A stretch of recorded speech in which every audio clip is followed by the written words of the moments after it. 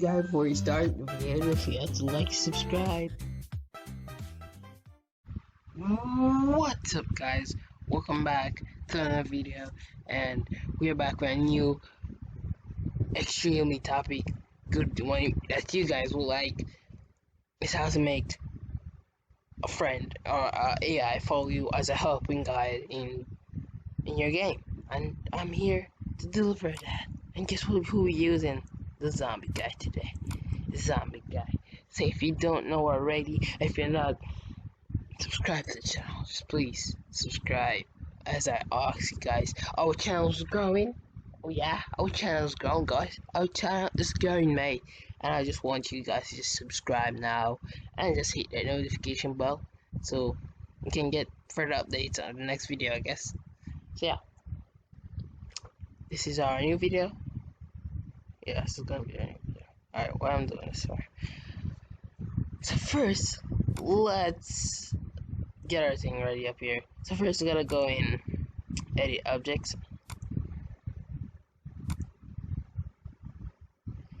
And make sure, let's just start this back over. There. So the new behavior now is true from the beginning. So add a behavior to an object. So I'm gonna say put it as a platform character. Yes, of course, because yes, that's what we need. We need to act like some human and walk on the ground and stuff. But first, I want you guys to take off default controls, because we don't want to move them to the left, the arrow keys. No. And I want to add one more thing. Path finding. And it's gonna be something, but I'm just gonna show you anyway. So make sure I turn off it. But I'm gonna show you when the problem comes up. You know, I'm just gonna call this zombie movement. Yeah. So there's gonna be a problem that's gonna come up when you get the monster, the zombie, to be able to follow the player. It's gonna be some rotatable problem. I guess that's the way to put it. So let's just create some events and just say you're gonna type in up here R. I guess is the best way to put it, R.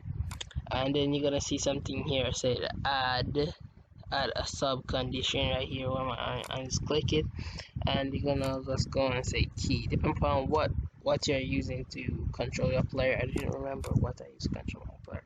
Is it A key? Is A and D? I think I decided to A and D to control my player.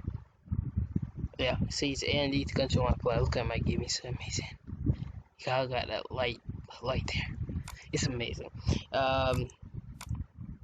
Just do it again and just say on the key and just say D. So practically this is saying when either two of these keys are pressed, it's gonna so I'm just gonna do this part now. So you're gonna go in pathfind behavior, yes, or you can just type in, but I want to exactly show you guys how to. So I'm gonna pathfind behavior and say move to a position. I'm gonna say move zombie dude to the, I think you guys should start catching on this right now, to the X position of John. That's what I name a character. He's amazing. To the, and then you're gonna click on the Y position to the Y position of John. So right now I got zombie's gonna move to the X and the Y position of John. That means if John jumping and all that kind of stuff, and if you walk on left or right, you know, it's gonna show here. So watch, he's gonna, oh my god, I'm flying. So you're gonna have to go fix that problem that I was talking about. So you're gonna go here, and you're gonna go in behaviors and just find the part that say pathfinding, and just take off the rotatable object. Don't mistake it for the round chord. That's hard unlikely, but I made a mistake with that too, so I'm just gonna put that. So I'm gonna say take off the rotate object.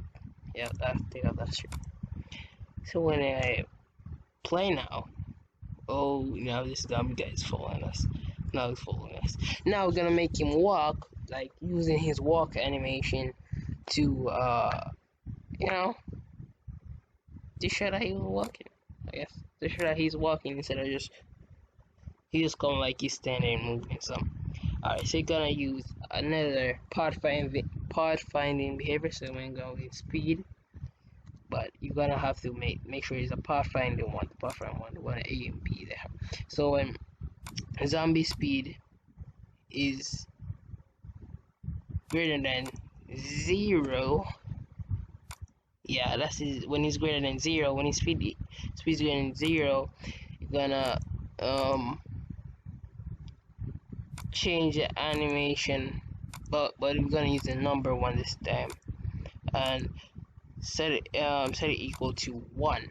I think I put 1. Now I'm gonna explain this to you if you guys don't understand this part. Like, this is what we're using. You see this number right here? This is what we're using. So 1 is representing the walking animation. So yeah, so when we set that to 1, this guy's gonna start walk. So watch now. You see, it's amazing. It's amazing, guys. It just look, my game is awesome. Alright, now you can just easily fix the other part. Now just say spaces and say when it is lesser or equal to 0,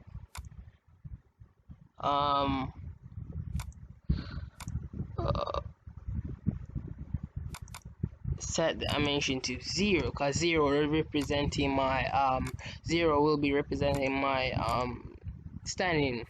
I'm just gonna put stand. It will be representing my standing animation, which the guy will stand practically. So you'll be here, and then we'll walk.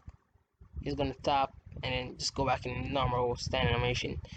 And yeah, now when you're realizing something, he's not like turning around. He's like doing the moonwalk. You see, he's doing the moonwalk here, and Michael just moonwalk.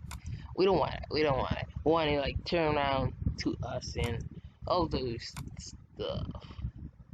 So we're gonna create 2 more conditions here and just say compare. I think was that. I'm gonna go in this and say compare the was it yeah, compare the x position of object. Was it this? I'm not sure. I am not sure, guys. Alright, but we're gonna run it anyway. So I'm gonna say when John is lesser than the x position of zombie,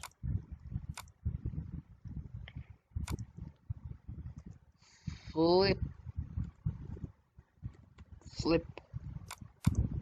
horizontally, flip zombie horizontally to yes. I'm just gonna copy this again. Like, what's the copy? Alright, yes, it's the copy. And when it's then say this to greater, so when it's greater than zombie, when you're gonna flip it, yeah, got this. You're gonna flip it to I think yes. So this one is yes, this one no. I guess you guys get the concept to the video I explained it. So let's so we made a mistake. I made a mistake, guys. It's wrong. This one should be yes. This one should be no. So now you see he's turning around to us. He's walking the right direction. And shit. Did I just was YouTube regulation and stuff? So yeah, that's practically it. But there could be more. So like, you could give him a jumping animation, which is very simple, like creating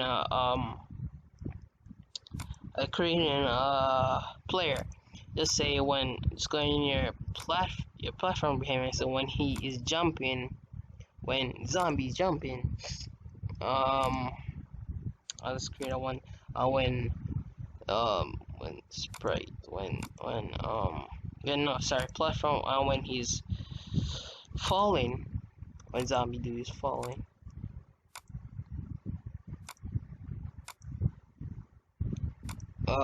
So what's... Did I have any more zombie do surprise stuff? I guess.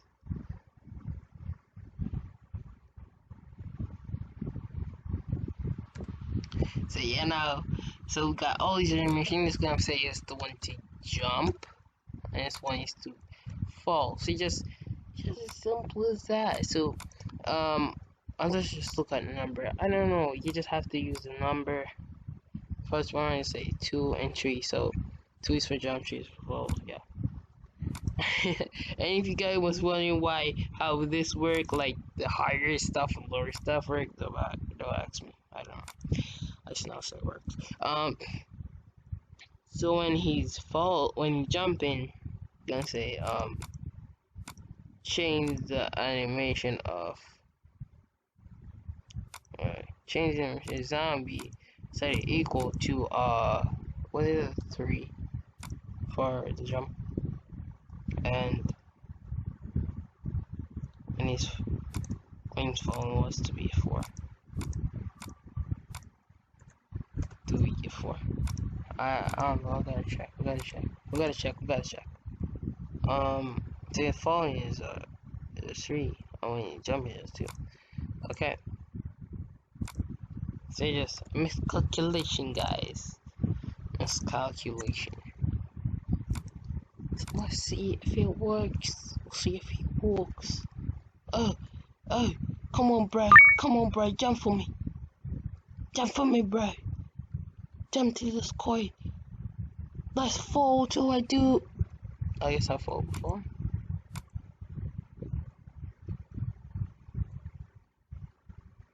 Fall. Fall. Yes, he's practical. Why? He's so like, I'm following, so I'm so like. So yeah, guys, that's it. And please subscribe, as I told you before. And like, thank you guys. I'm out.